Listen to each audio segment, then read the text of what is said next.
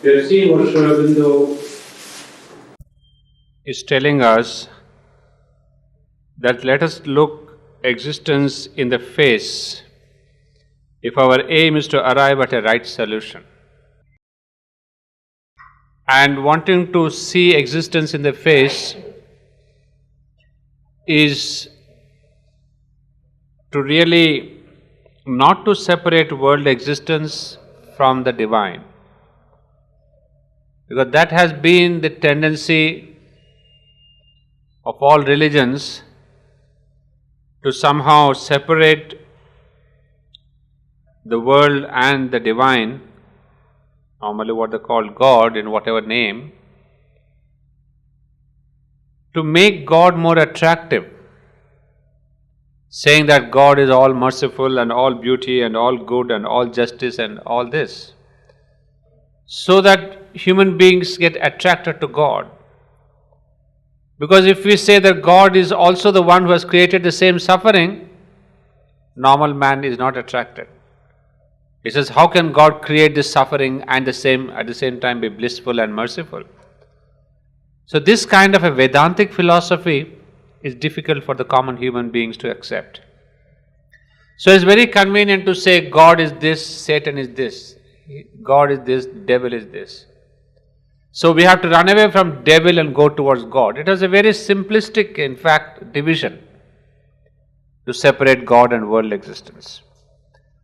And here he says, as if man had created the law of death and devouring in the animal world, or the tremendous process by which nature creates indeed and preserves, but in the same step and by the same inextricable action slays and destroys.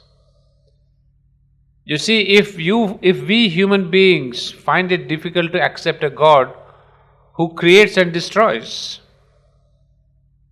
then Sri Aurobindo says, look at nature, look at the animal world, where there is no philosophy, no religion.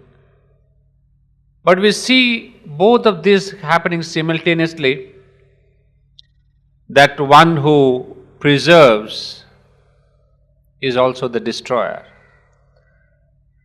I mean, it's really easy to see this when we see a young deer of a few weeks old being attacked by a tiger.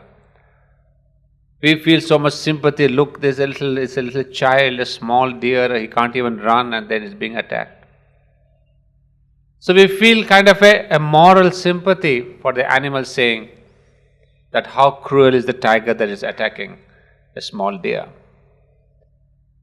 So, but that law is not there, and the same thing happens in nature. It is the same nature which preserves also. It finds so many ways and methods. You see, the deer that is born, within a few minutes it can start walking, and within a few hours it can start running. That's not the case with the human beings. So the same nature has provided to the same animal the ways and means of self-preservation. It can run, it can hide, it can do that. It cannot outrun a tiger, that's true. But you see, it has speeded up its own evolution so that it can at least go with its own group. You see, even we see a lot of times that elephants always move in groups. And if the baby elephant within an hour or so or a few minutes, if it cannot walk, the whole group of elephants are not going to wait for the mother and the baby to catch up. But nature has given the talent and the great force to this baby elephant that within minutes it can be on its feet, and in an hour or so it can start walking with its mother, and the whole group is together. Because being together is a natural protection for a baby elephant. I mean, here we see not only the mother elephant protects, but the whole group protects this small baby. So there is that group instinct is there. So what would you call that? That's again a boon given by nature to that baby elephant so that it can survive. So in nature both of these are there. So if nature can do this, then on the higher level, what Sri Aurobindo wants to tell us, the same divine who preserves and who destroys It is only a few religions which have had the courage to say without any reserve, like the Indian, that this enigmatic world power is one deity, one trinity, to lift up the image of the force that acts in the world in the figure not only of the beneficent Durga, but of the terrible Kali in a bloodstained dance of destruction, and to say, this too is the mother. This also know to be God.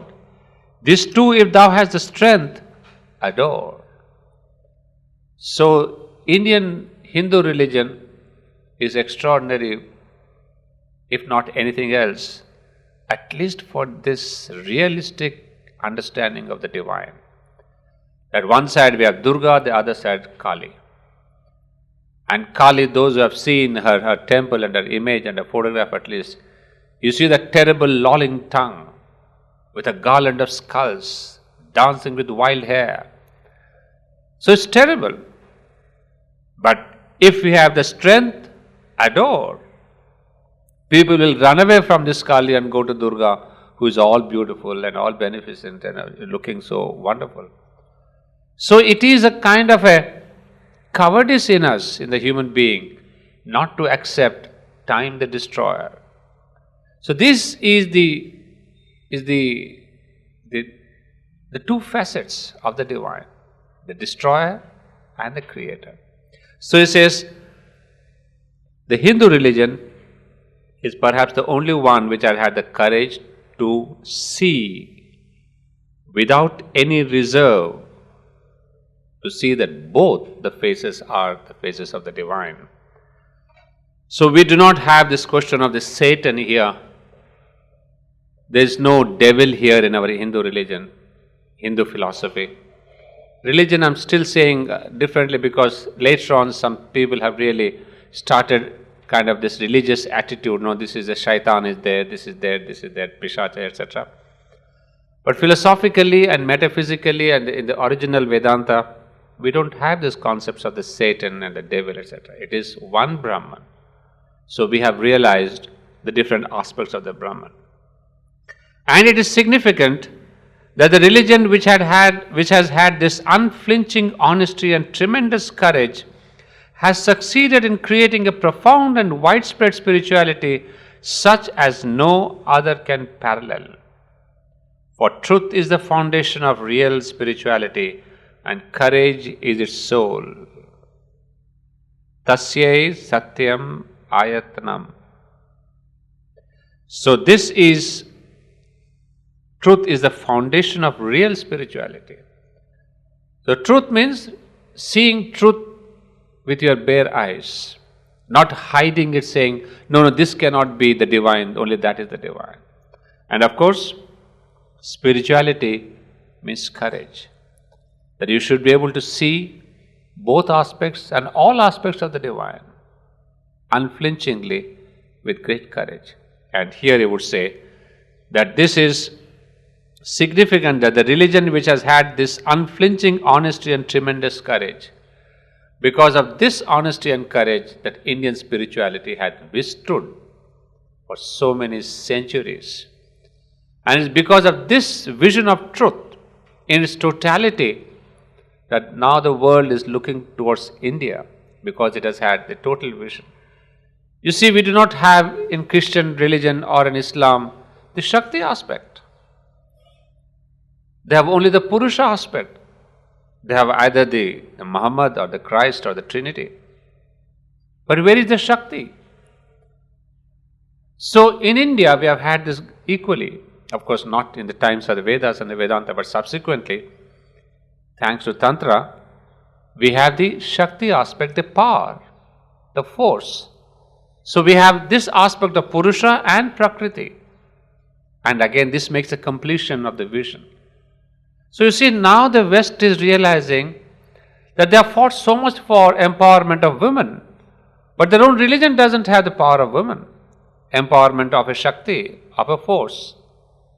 So they see in India, there is this fullness of the divine concept, that both the Purusha and Prakriti, the Ishvara and Ishwari, the consciousness and force, this is the combination of the divine. So this makes the fullness of the concept, just as the preserver and the destroyer is also the same concept. So this is why he would say that it has created a profound and widespread spirituality such as no other can parallel. Well, as we go along, we will see how this becomes more and more important.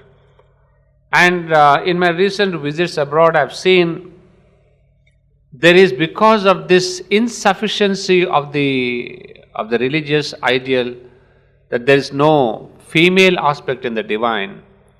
Now in the West also they are slowly bringing out the Virgin Mary as the divine female energy aspect. And I've seen in many churches, Christ is there, but somewhere close by there is also the Virgin Mary. So slowly the importance of the Virgin Mary, that means the female aspect of the divine, is being looked into. I've seen in Germany quite many churches are now bringing out. In fact, there are some places where there's a black virgin, there's a white virgin, whatever. This a black virgin and white virgin is again similar to our own Diti and Aditi. We have the same concept of Aditi is the white divine Shakti and Diti is the black divine mother. So these concepts that we have had ancient times, they are now coming up in the West slowly, because they see that it is important for the development of human consciousness, that there must be the Shakti and the power. Otherwise the whole thing was male dominated because there was only the Purusha dominant. But now when we see the reality of the Shakti, then what the West fought for, the women's liberation or empowerment, we have had this in our religion long back, in our Hindu thought. So, we called our ladies Devis and made pujas of the goddesses and all that. So there is this totality of the concept, and that's where Sri Aurobindo would say that is a spirituality quite unparalleled on earth. The last para, the concluding one. All this is not to say that strife and destruction are the alpha and omega of existence. That harmony is not greater than war. Love more the manifest divine than death. Or that we must not move towards the replacement of physical force by soul force, of war by peace, of strife by union, of devouring by love, of egoism by universality, of death by immortal life. God is not only the destroyer, but the friend of creatures. Not only the cosmic trinity, but the transcendent. The terrible Kali is also the loving and beneficent mother. The Lord of Kurukshetra is the divine comrade and charioteer, the attractor of beings, incarnate Krishna. So in the concluding paragraph is now giving us a summary. Although war and strife are principal things, but it doesn't mean that they must rule our life. We have to accept that like we have accepted death, we have accepted disease and sickness and ailments and pain and sorrow. So like that, one more principle of human life is war and strife. But that does not mean that we really start worshipping war, following war, and that we should be eternally sick and we should not have the good health. Not at all. But what we have done in this survey of this chapter is that we have realized that we are not fought shy to say the war is also a principle of existence. But at the same time, it is not the ultimate principle. It is there as a part of evolution now, at this stage. Just as all these principles are a part of the evolution at present. Sorrow and suffering and pain and war are part of this level of the mental consciousness. But when evolution goes beyond this mental consciousness, then war will go, pain will go, suffering will go, including death. So we have to understand that this is harmony is obviously greater than war, love is greater than hatred, and all this will manifest in the future, and he would say, God is not only the destroyer but the friend of creatures. So the same Sri Krishna who appears to Arjuna as time the destroyer is also the one who is Arjuna's greatest friend. So there is also this other aspect, the beneficent friend, what we saw Durga and Kali. So he says he is also the friend of human creatures, not only the cosmic trinity but the transcendent. He is not only the cosmic trinity of this world, of the triple worlds, but he is the Purushottama. He is not only Kshara and Akshara, but he is himself the Purushottama, who is beyond this struggle and the war and strife. And then the Lord of Kurukshetra is the divine comrade and charioteer. So the one who is guiding this entire Kurukshetra is also the one who is helping Arjuna in the same war to win this Kurukshetra. So he is the same Lord who is seen here as war and strife, but is the same divine sitting within us who is guiding our life through these horrors and pains of this existence of war and strife, etc. So what Sri Aurobindo is telling us is that do not go that this war and strife are the ultimate principles. They are the realistic principles, but there is also the divine on the other side who is very close to you, very personal to you, guiding you in everything. And whithersoever he is driving through all the strife and clash and confusion, to whatever goal or Godhead he may be attracting us, it is no doubt of that, to some transcendence of all these aspects upon which we have been so firmly insisting. So this is the real philosophy of evolution. That God, the divine, is really guiding us, taking us through a process of evolution, and obviously and surely this evolution is going to take us towards a kind of transcendence, that means going beyond this war and suffering and pain and all the dukkha. So he said that is the finale, the aim of the divine's evolution. But where, how, with what kind of transcendence, under what conditions, this we have to discover. And to discover it, the first necessity is to see the world as it is, to observe and value rightly his action as it reveals itself as a start and now, at the start and now. Afterwards, the way and the goal will better reveal themselves. We must acknowledge Kurukshetra. We must submit to the law of life by death before we can find our way to the life immortal. We must open our eyes with a less appalled gaze than Arjuna's to the vision of our Lord of time and death, and cease to deny, hate, or recoil from the universal destroyer.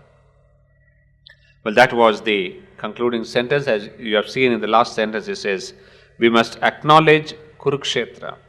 We must submit to the law of life by death before we can find our way to life immortal. In another passage, some other book, he would say, first we must acknowledge Rudra, pay our homage to Rudra, then only we can worship Shiva. So the passage to Shiva is through Rudra. Rudra is the god of destruction and all this, and Shiva is the god of peace, who benevolent, gives you boons. So humanity is at present paying homage to Rudra. That is the natural evolution. Because of our own present consciousness, we cannot straight leap to Shiva and say, oh Shiva, give me your boons. Humanity has to pass through this Kurukshetra, pass through the law of life by death. And this is where he would say that we must be more realistic than Arjuna and not be baffled by this time the destroyer, but we must also see that there is the other greater person. But here, although we have completed this chapter, I would like to add a couple of thoughts regarding the same Kurukshetra. from another writing of Sri Aurobindo. Some of you may have got this book. This is the volume called Bengali Writings, Translations. He has given from another aspect. We have seen here war and strife of Kurukshetra as the principle of life. But here we see the principle of Kurukshetra itself, the war Kurukshetra, why it was necessitated. So then if I can juxtapose these two, you will understand better. So it's a kind of an explanation of this chapter. I'm going to read out another small passage, and that will give you on the practical side the total vision of Kurukshetra. All the arguments of Arjuna were set forth with a view to the interests of the clan. Thoughts about the good of the nation had been effaced from his mind by the force of personal affection. He had forgotten about the good of India in considering the good of the Kuru family. He was preparing to throw away the right law for fear of unrighteousness. You see, the background here is like this. Sri Aurobindo would tell us, that human beings or human society goes through different stages of evolution, and these stages are the individual, the family, the clan, the nation, and the human collectivity. Individual, family, clan, nation, and human collectivity. These are the 5 levels of evolution of human society in every country, whichever it may be. Some may be slow, some may be fast. In fact, this is the whole central theme of the human cycle, those who have not read that. So it says every society or the individual also passes through the same phases of evolution. And here, at the time of Kurukshetra, the evolution had come to the level of the clan. You see, that's where there's the Kuru clan, the Pandava clan, this clan, they were all clans. They were not empires, they were not nations. So India was divided into hundreds and hundreds of clans. In fact, they thought themselves to be nations, but they were all clans. Because at that time, the clan was so predominant that they called themselves a desha, a nation, because they thought the Kuru clan is the India, is the Bharat. Because at that time, the nation idea was not there. I mean, that big idea of this vast Akhanda Bharat was not there. It was only a clan. So, this Pandavas and Kauravas, and especially the Kauravas, were very strongly clan-minded, and they were not ready to go beyond. And Sri Aurobindo explains here that one of the chief functions of Sri Krishna as a politician, as a king, was to take India to the next level of evolution.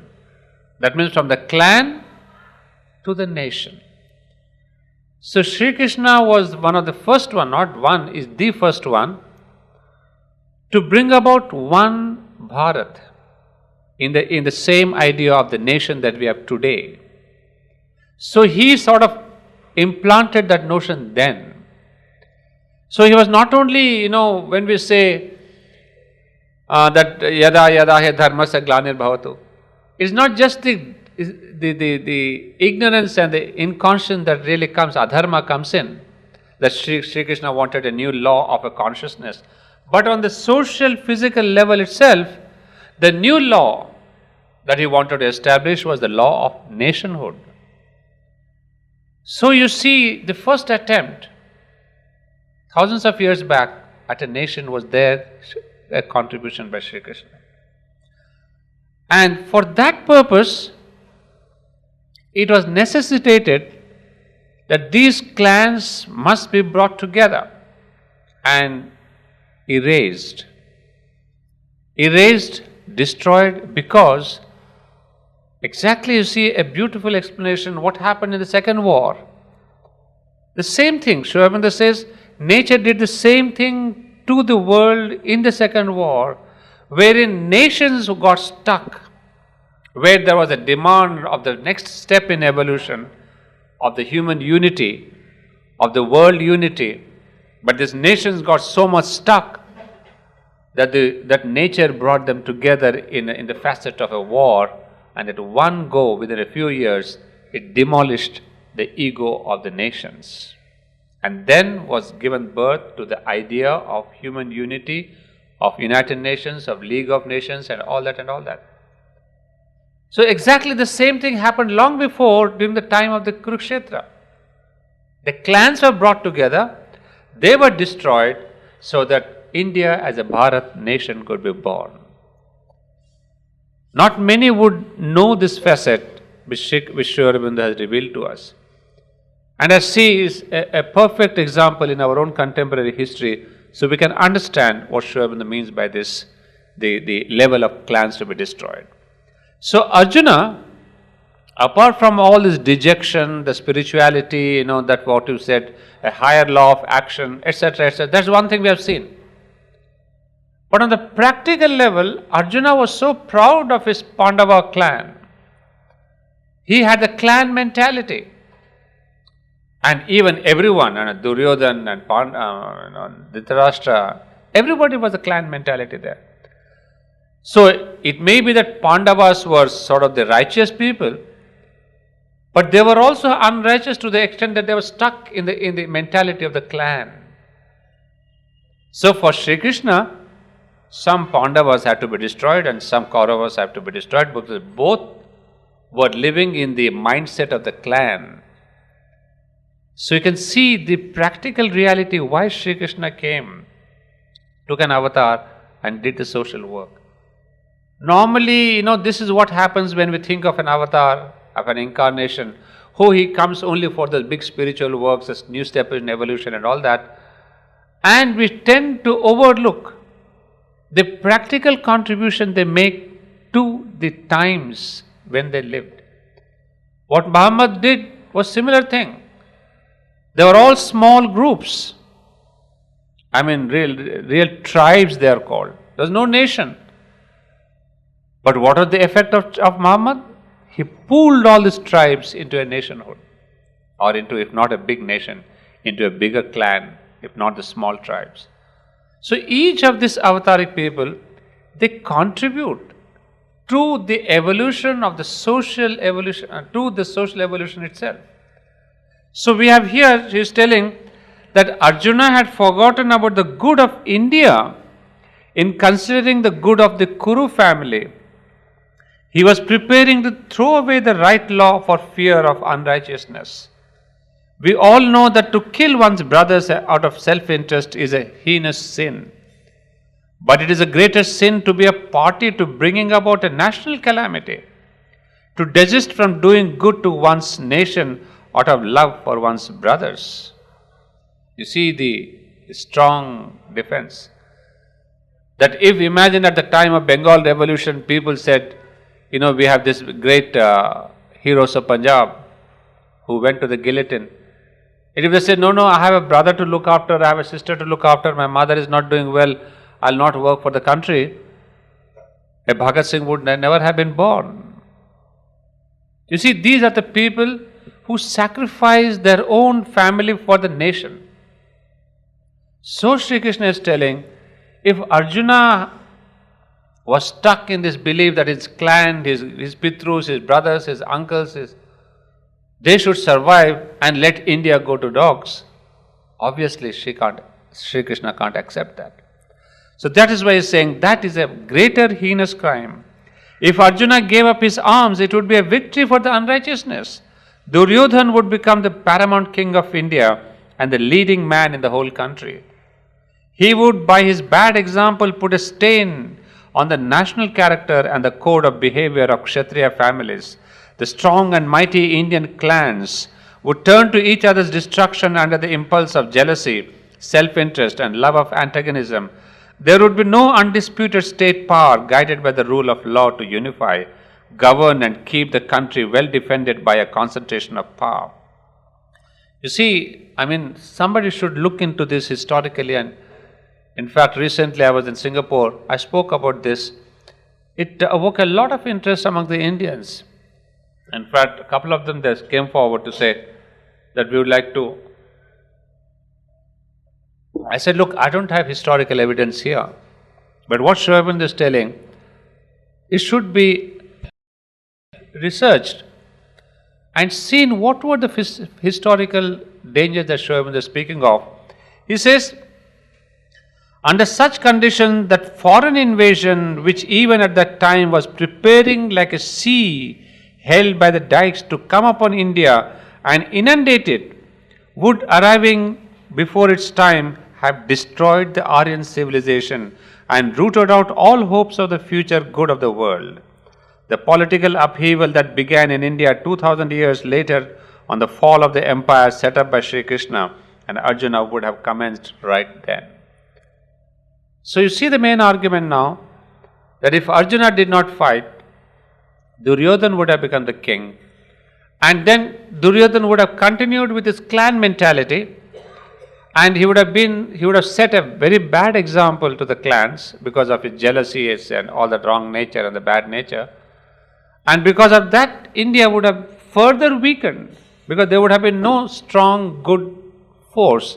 It would have been all the evil force.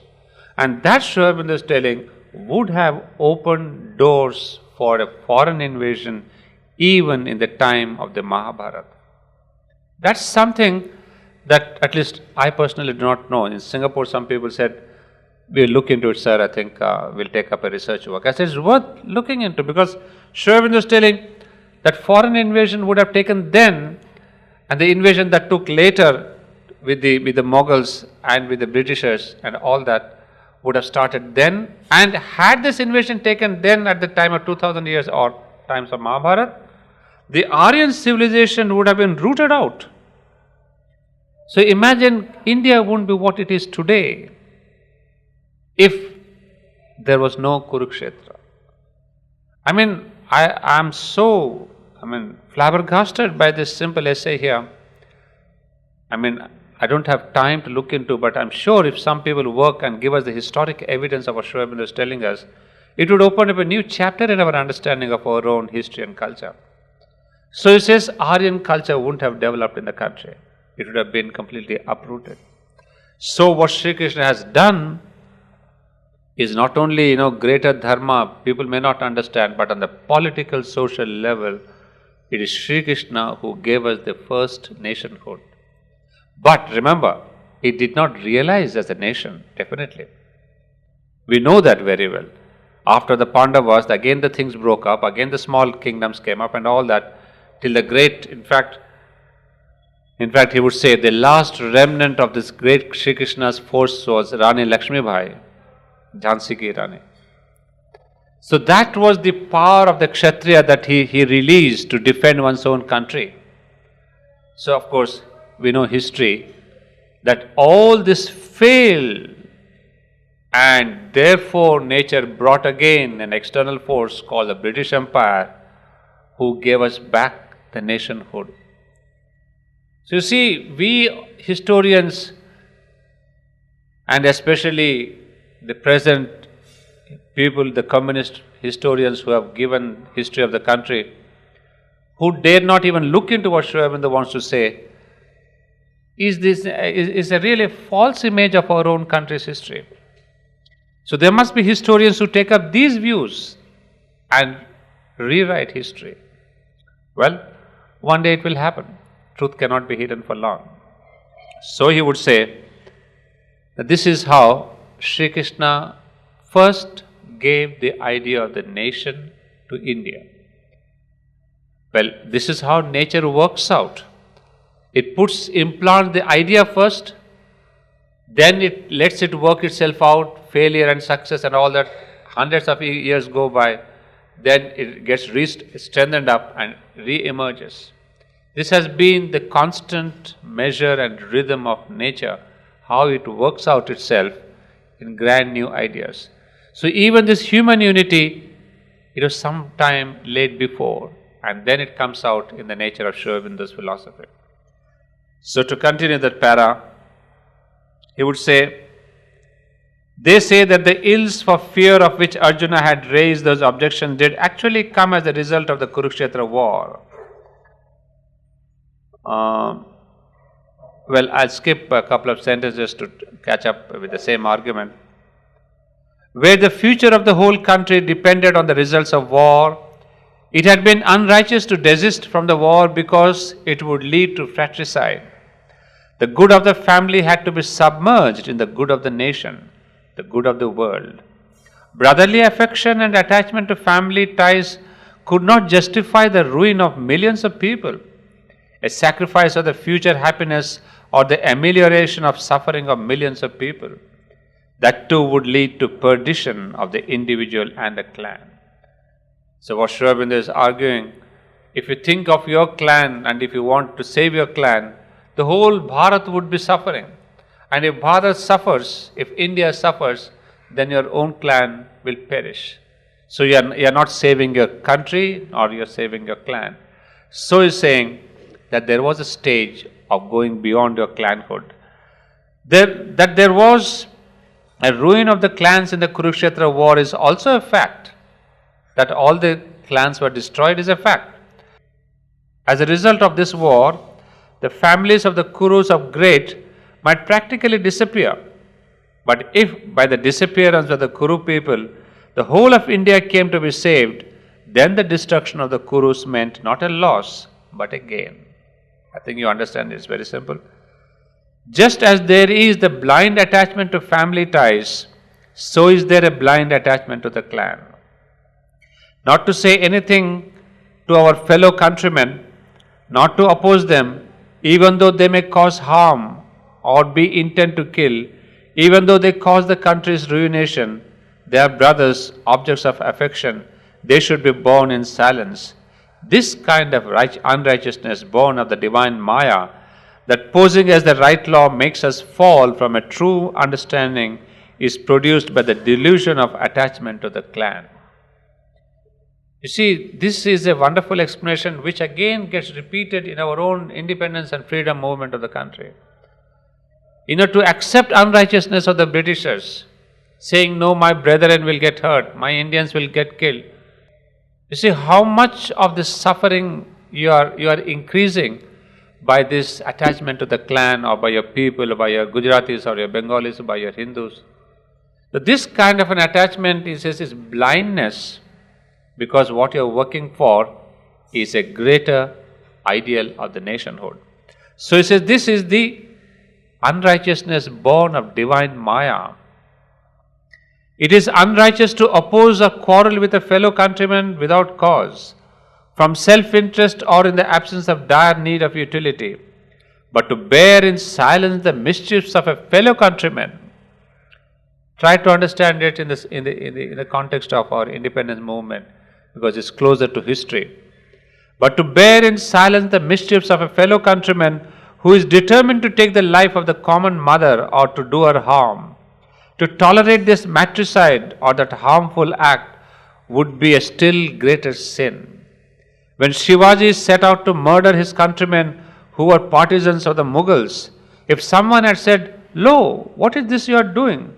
They are your own countrymen. Bear up with them in silence. If the Mughals occupy the Maharashtra country, let them do it. If Maratha loves Maratha, that will be enough." Would not these words appear entirely ridiculous? So when Sri Aurobindo was in Bengal, his group killed lots of Indians because they were working with the Britishers. They were working under the Britishers, harming their own mother country. So there's no question of saying, oh, we are Indians, let us not fight Indians. He says that is a ridiculous thing. When the Americans, in order to abolish slavery, created dissensions in the land and by starting a civil war took the lives of thousands of fellow citizens, were they doing wrong? It may so happen that civil strife and the slaughter of fellow citizens in battle are the only way to the good of the country and the good of the world. Wonderful example again. The American Civil War. At that time, if they said, no, we Americans should not kill the Americans, but had not the Civil War taken place, America wouldn't be what it is today. So what Sri Aurobindo is telling, that there is a higher good. Out of the Civil War was born the United States of America. So what Sri Aurobindo wants to say is, there is always the birth of a higher ideal, and at that altar, the lower can always be sacrificed, even though if it means killing of many people. Of course, the problem becomes complicated. If the good of the nation demand the preservation of the clan, in the age of the Mahabharata, the nation unit had not been established in India. Remember that. Everybody regarded the clan itself as the pivot of the human race.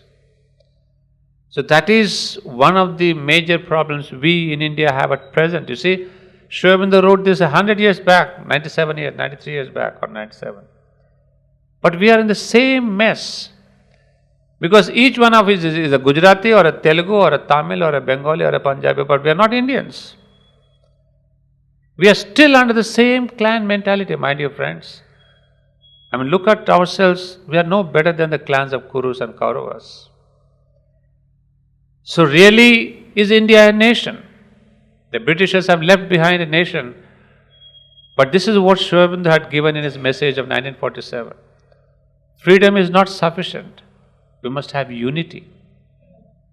So today, we are not united. We are still the same clans. Today, instead of calling Kauravas and clans, we call ourselves Tamil Nadu, we call ourselves Karnataka, and you see the fight that is going on in the waters. Kaveri waters, they kill each other. So where have we grown?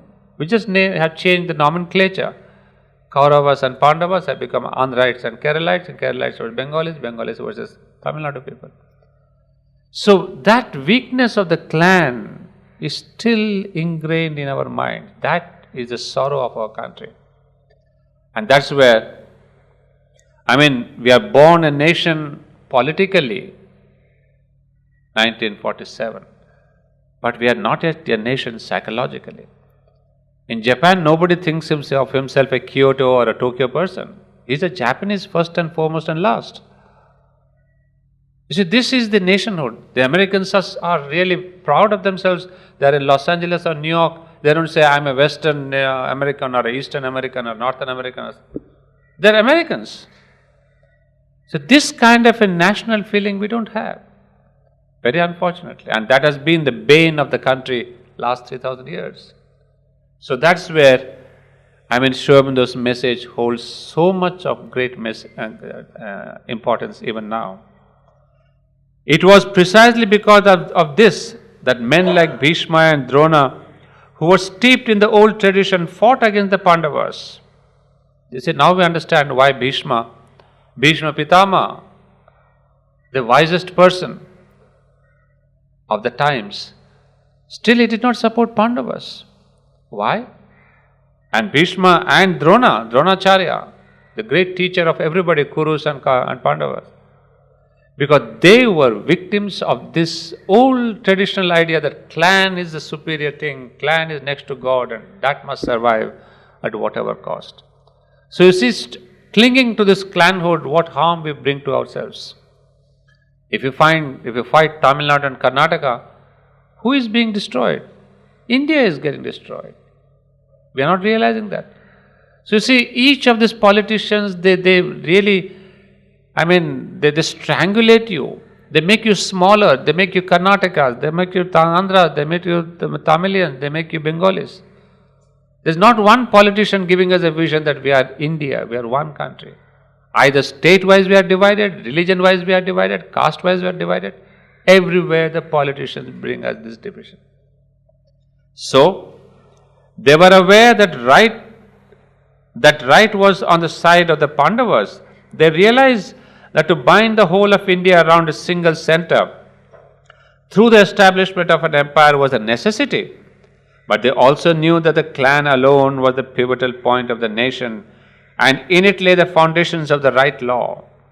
To maintain the law and found a nation by destroying the clan was an impossibility. Arjuna too fell into that era.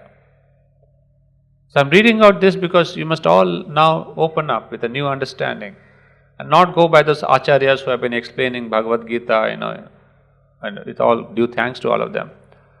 But a new vision, this is what we get on the social, political level, on the occult and spiritual level. That is what is the Gita.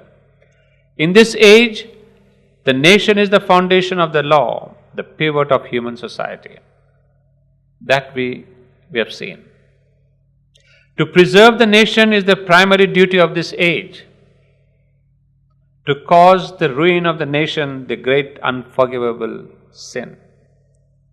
So we are all great. We have achieved, at least I don't say we, by India, at least the world, the Europe, Americans, Far East, the Malaysians or the Singaporeans, they are all a nation. Except India, everyone else seems to be a big nation. So they're all defending the nation. Of course, we defend the nation only where there's a Chinese war or a Pakistan war. Rest of the time, we're all small clans under different names. So he says, to cause the ruin of the nation, the great unforgivable sin. But this is Sri Aurobindo. This is the work that Sri Aurobindo has come for. But there can possibly be the advent of an age when a great society of the nations can be established. A great society of the nations. Like you have the European Union now. You have Pan America. So there, the great clusters of nations will be formed before a whole human unity is formed. So the first evidence of that cluster of nations is European Union. That's why he wrote about it in 1914, 1917. He used the same word, European Union. Europeans hardly ever read about that. But the phases that Sri Aurobindo described in that article in 1917-18, I don't know the exact year, but around that period, are exactly the same phases that Europe has gone through in its development and becoming a European nation. So that was the vision that Sri Aurobindo has given. If only we could read and follow that. And then he says, at that time, perhaps the world's eminent men of knowledge and action would take up arms in defense of the nation. And on the other side, Sri Krishna, as a maker of revolutions, would start a new Kurukshetra war and affect the good of the world. So if nations come together and they desist the birth of human unity, then he says Sri Krishna would come back again and fight a new Kurukshetra. Well, we have a new Sri Krishna here. Sri Aurobindo, who has taken up the battle against these nations. So that is why Sri Aurobindo perhaps was so keen to give India its freedom, because he saw that nation must be born. Otherwise, India as a clan cannot be leading the world. So in fact, just today I came across a quotation. Somebody quoted a personal letter, because I have not read that letter in the publications, where somebody was arguing about the conditions of the world and about the conditions of India, etc. He said, yes, I know what it was. 4th April 1950, imagine, as late as that, the wars were over and the chaos had begun. 1947, India was born. And then he says, I know what is happening to the country. And he also said, there will be a lot more problems for the country. Many more problems, lot more suffering. 1950 he said that. And yet he said, I am not the one to lose hope that India will go through all this and be the leader of humanity. In 1950 he says this, just then we got the freedom. Pakistan and India blood was still hot out of the great wars, the partition. But here was a man who could foresee through all these troubles that there is a destiny of the country. So he said, that is the destiny. If India is to be the leader of the world, then he knew first it has to be as a nation. So you see, he pushed this evolution through the stages. He did not make India suddenly a guru of the world. He said, no, first you become the nation. And for which he put in his own great blood and sweat and everything. So he fought so many years, gave the best time of his life. Then when he knew that India would be born as a nation, then he came to Pondicherry. Then he said, I'll go to the next step.